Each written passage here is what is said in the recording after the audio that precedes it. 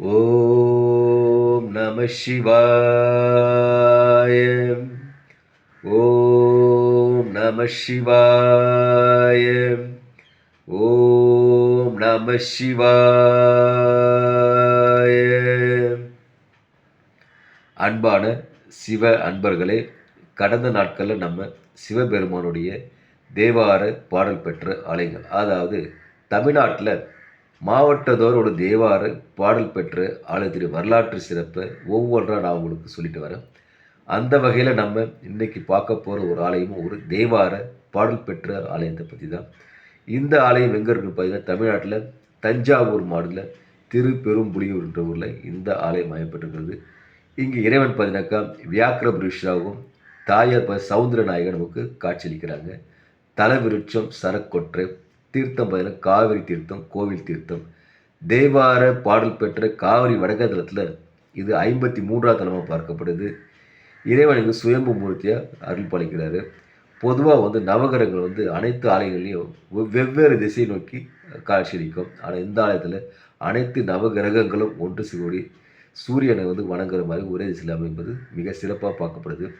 தேவார பாடல் பெற்ற 274 தலங்கள் இது 53ஆம் தலமாகவும் பார்க்கப்படுது.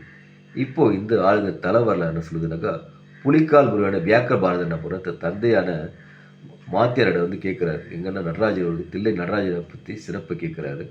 அவரும் தில்லை நடராஜர் சிறப்பு சொல்லும்போது அவருக்கு உடனே தில்லை சென்று இறைவனை வழிபடணும்னு அவருக்கு பெரும் ஆசை வருது. இதனால் என்ன பண்ணுறாரு, அங்கே இருக்க திருமூலனாரை வழிபட்டு வர்றாரு. திருமூலனார் வழிபட்டு வரும்போது திருமூலனார் பிறகு படை சாத்துறதுக்காக பூக்களை பற்றி தினமும் பூக்களை பறித்து மலர் சாத்தி வழிபடுவது வழக்கம். அப்படி பூக்களை பறிக்கிறதுக்கு அவருக்கு கஷ்டமாக இருந்தால் தன்னுடைய கால்களை புலிக்காலாக மாற்றிக்கிறார். புலிக்காலாக மாற்றிக்கிறது மட்டும் இல்லாத திருமூலநாதர் இல்லையா, அவருக்கு செல்கிற பூ நறுமணமாக நிறைந்ததாக இருக்கணும், எந்த குறையும் இருக்கக்கூடாதுன்றதான் என்ன பண்ணுறது, அந்த பூவை பரிசோதிக்கிறதுக்காக தன்னுடைய காலிலே கண்களையும் பெறுறாரு. அப்படி பூ பறிக்கும்போது பார்த்து கண்கள் சரி பண்ணுவார். பூ பரிசரித்து அந்த நல்ல பூவாக உகந்த பூவாக இருந்தால் தான் எடுத்து போய் சிவபெருமானுக்கு பூஜை செய்வார். இதனாலேயே இவருடைய பூஜையில் மகிழ்ந்து சிவபெருமான் அவருடைய பேர்லேயே அங்கே வியாக்கிர புருஷராக அருள் படைப்பது மிக சிறப்பாக பார்க்கப்படுது. அது மட்டும் இல்லாத இங்கே வியாக்கிரபாத் புலிக்கால் முனிவர் இதனால தான் இந்த பேரும் பெறுறாரு. இங்கே நடராஜர் சன்னியில் போய் ஒரு புறம் புலிக்கால் முனிவரும் மற்றொரு புறம் பார்த்தீங்கன்னா பதஞ்சலி முனிவர் சிலை இருப்பது மிக சிறப்பாக பார்க்கப்படுது. இங்கே வியாக்கிரபாரத வணங்கின 5 தலங்களுக்கு பஞ்சபூதலாக சொல்லப்படுது. ஒன்று பார்த்தீங்கன்னா திருப்பெரும்புலியூர், அதுக்கப்புறம் பார்த்தீங்கன்னா திருப்பாதி புலியூர், அப்புறம் பெரும்பற்றம் புலியூர், எருக்கத்தம் புலியூர், ஓமா புலியூர், பெரும்புலியூர். இதை பஞ்சபூத தலமாகவும் சொல்லப்படுது. யார் வியாக்கிரபாரத முனிவர் வழங்கின பஞ்சபூத தலமாகவும் சொல்லப்படுது. அவ்வளவு சிறப்பு பெற்ற ஆலயம்தான் இந்த திருப்பெரும்பள்ளம்ன்ற ஆலயம்.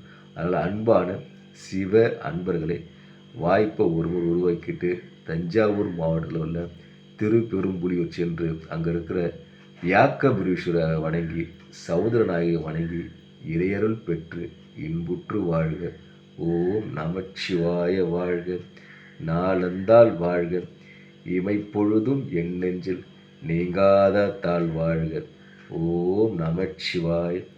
ஓம் நமச்சிவாய. ஓம் நமச்சிவாய. அன்பையை விதைப்போம், அன்பையை அறுவடை செய்வோம். ஓம் நமச்சிவாய.